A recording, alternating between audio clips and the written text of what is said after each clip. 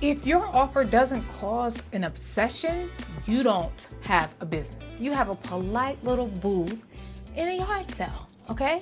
Now, why obsession equals sales supremacy?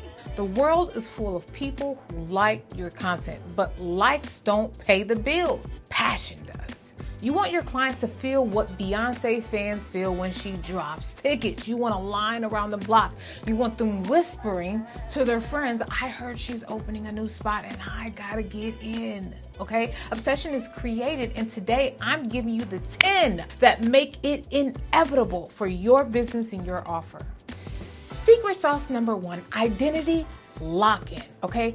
People don't buy products. They buy alignment with the person they believe they're becoming, period, okay? If your offer doesn't help someone become a better version of themselves, it's just another line item on the budget spreadsheet, okay? There's no emotional connection. So, here's a quote I like. Your product must look like a prophecy, not a purchase, right? Secret sauce number 2, anticipation as currency. You don't sell when you speak. You sell when they wait to hear what you say next. Apple built $1 billion launch off in silence and secrecy. What are you teasing that they can't Google about? If you spoil the surprise, you cheapen the sale. You gotta shh. Secret sauce number 3, the movie trailer effect. Show just enough of your process to intrigue, not enough to satisfy. If your brand looks like a free seminar, they won't respect the premium. They're just not. Build your brand like a blockbuster film. Hype, mystery, promise of transformation, something you just can't wait to see. Secret sauce number 4, emotional aftertaste. Logic that makes them pause. Emotion makes them purchase. What will your client feel 72 hours after buying? Will they feel elevated, seen, empowered? If your offer has no emotional residue, it won't last in their hearts or their mouths. And this is where word of mouth is everything. Secret sauce number 5, the audience mirror, okay? Boom. Your brand should reflect who your ideal client already believes they are, not who you're trying to convince them to become, okay? High-level clients want to be recognized, not rescued, okay? Convincing is for closers. Mirroring is for masters. Secret sauce number 6, story to solution pathway.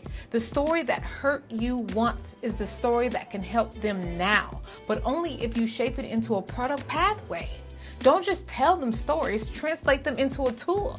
That's what makes the Legacy Lab different. We help you package pain into a payment. Secret sauce number 7, product tension.